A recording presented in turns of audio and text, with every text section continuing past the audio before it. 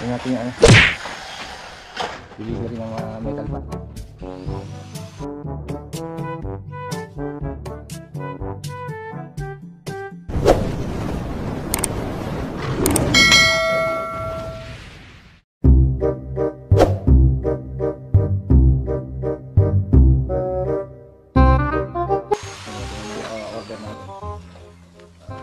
Metal paring sa channel. Wala ko lang 1 milyon na rin gastos sa bahay mo ah. Meron na. Meron na ano? Oo. Aabutin na kita 2 milyon na. Line rivets. Sa mga double clip. Ayan. Double clip. Pako. Hindi una.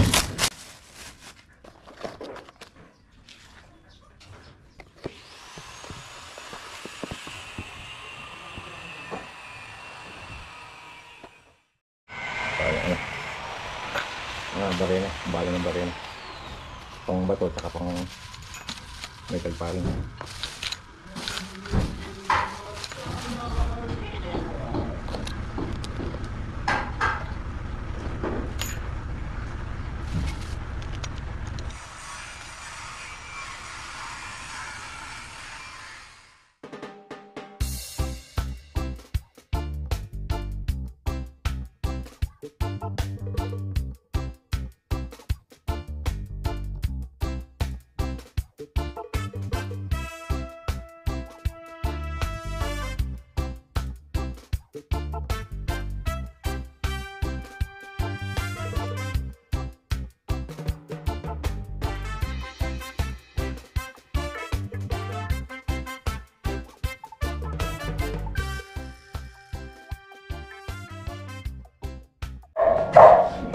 Bali, ito yung ball angle na ilalagay namin. Pinubutasan na namin agad. Ayan. Bali, may butas sa lahat to. Tapos babarinahin namin yung pader gamit itong balo na itong bato. Yung bali yung size niya is 3.0 mm Irwin. Itong bato yun. Tapos papako namin ng concrete nail na hindi uno lang, maliit lang. Madaling ipapo yung concrete nail, binubutasan muna namin. Higpit pa rin siya. Bali, ito yung binutas muna namin, tapos babarinahin.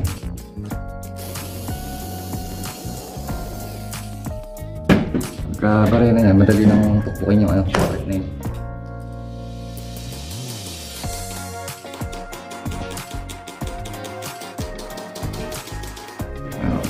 Matatag na yun. Sa taas yung ilagay na rin kami. Bali, ang sukat ito 15 cm yung taas sa baba. Bali, ito yung magiging cob light. Bali, magiging hati niya 7.5. 7.5 may plywood. Yung 7.5 na kalahati open para din sisinag yung cob light. So, bali, ito nalagyan na namin ito. So, ikot. Yung iba na pa. Ayan. Tapos yung meron naman.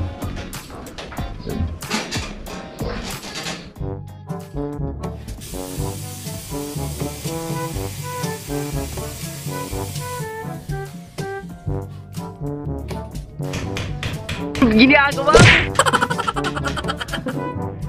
Action. Pinili pa. Wait.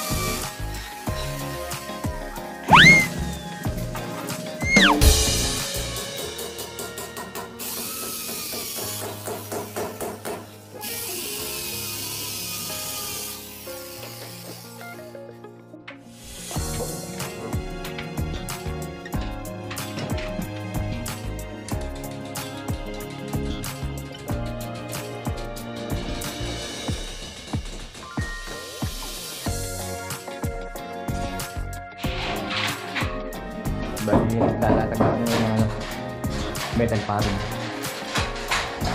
Bali, pag gano'n na lang ginawa namin, ang sukat nito is 8 feet mahigit. Para ang lahat ng plywood pa ganun. Tapos, simentrohan lang namin to, gitna. Tapos, 4 feet dito, tapos 4 feet doon. Hatiin sa tatlo yung plywood, bali 16 inches.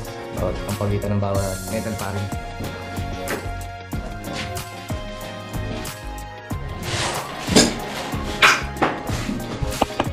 Kaya bali ito yung sentro. Tapos ispalahin. Para makakuha yung kabilang dulo. Pagka na-eskwala na, kukuha na sa sentro ng ano. Mula dito, 4 feet ang ganda. Tapos hatiin sa tatlo. Bali, 16 inches yan, pagitan na. Isang plywood yan. Bali dito yan sa gitna. Sa kabila, ganun din. 4 feet. Bali dito. Dalawahan.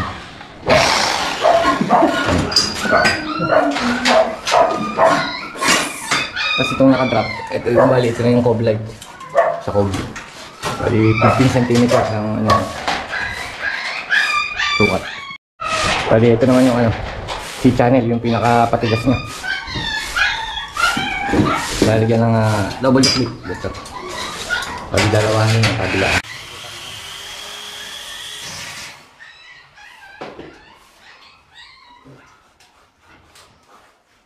Alam yung ginawa kong pagitan ng patigas itong mga C-channel is ano na lang din, 16 inches.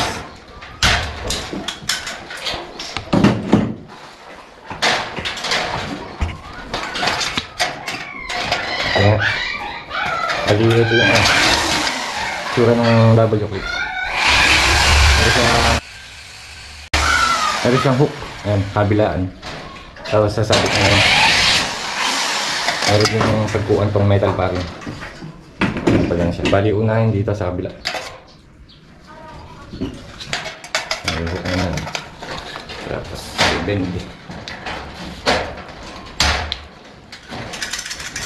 Tapos dito naman ulit. Ayun din. May hook din. Tapos magtataklob na siya.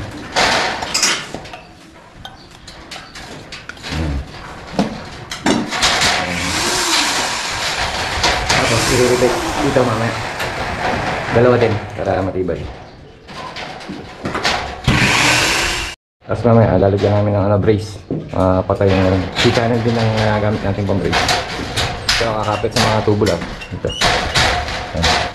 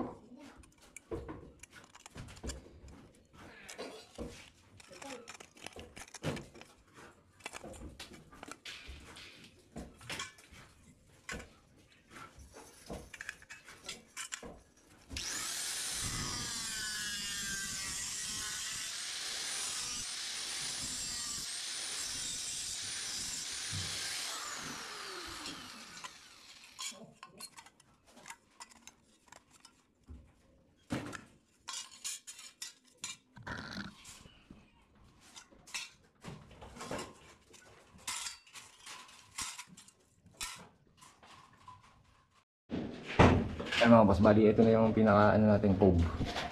Bali ang sukat nito 40 cm. Ayun. Bali tumabas ako ng mga ganito 40 cm. Tapos maglalagay tayo ng isang mahaba pag ganun. Tapos itong binubuo kanina. Ito yun. Hindi pa ganyan. Dito natin lalagyan. Ayun, bali ito yung 40 cm. Tapos nag-atras kami ng 10 cm. Bali ito sa itong wall angle. 30 cm na lang ang sukat niya. Dito, mula rito 30. Tingnan mula rito 40. Ayan, atras ng 10 cm. Yung paglalatagan ng cob light. Ayan dito. Tapos Ito yung nilalagay namin sa tayo. Ayan. Ay, nasa loob lang. Balik sa wall angle. Kasi i-rivets dito. Wala ka tsaka dito kabilaan. Parang yun ba? Ayan. Ayan, naka-rivets dito. Sa kabila. Tapos babataan ng tansi. Para diretso yung ayan, ayan.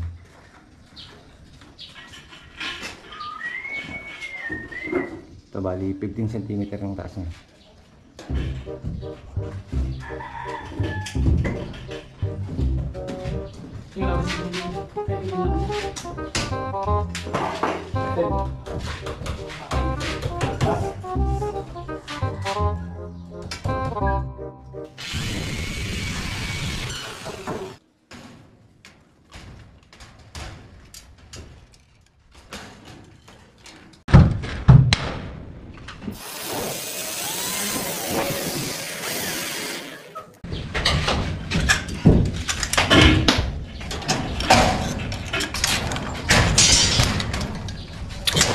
Bali ko pa sakit. Ako.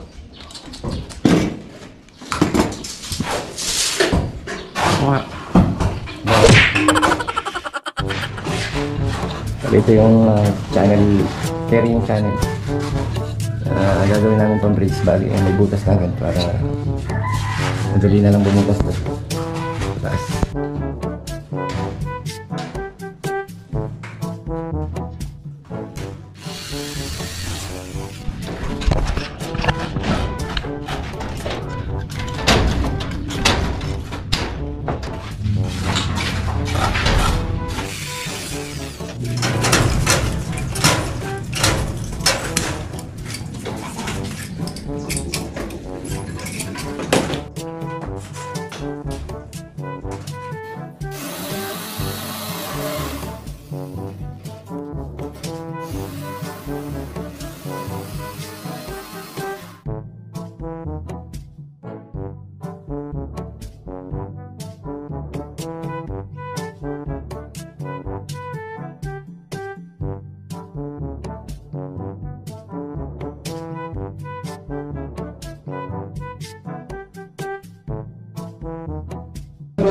Kabit na rin kami dito sa terrace.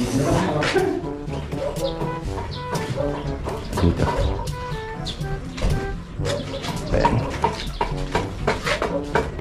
Tapos natin. Tab-deflex na lang ulang.